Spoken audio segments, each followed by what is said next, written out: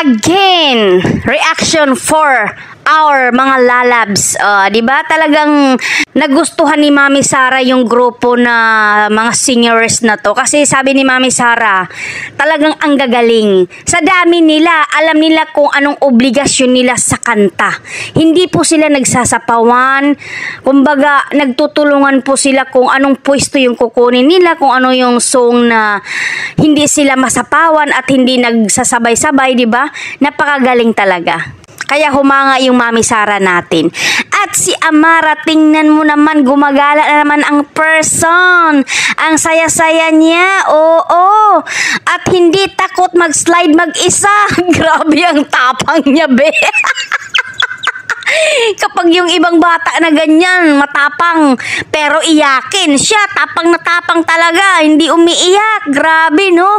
At si Miss Jobs, tingnan mo naman. Bagong bahay siguro to ni Miss Jobs, no?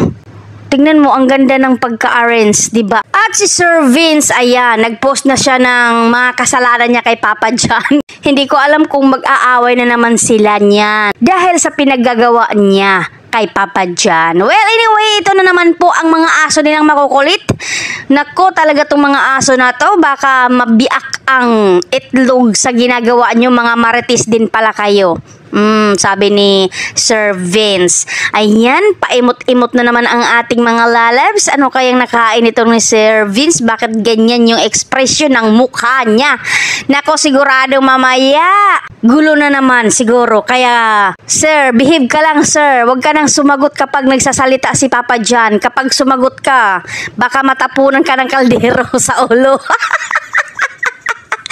Kasi lagi mo talagang kasalanan yung kinuhaan mong video, ninakaw mo. Tapos, hindi ko alam kung matutuwa doon si Papa John. Pero napakaganda at napakagaling naman ni Papa John sumayaw. Malambot pala ang katawan ni Papa John kapag nakawan mo ng video. Diba? Kaya, Papa John, ilabas mo na talaga yung totoo mong talent para hindi ka na nanakaw-nakawan ni Sir Vince ng video. Tingnan mo, nag-imot-imot tuloy si Sir Vince dito. Pakanta-kanta na lang. Mamaya, sasaluhin niya kung ano ibabato mo sa kanya. Ready na siya.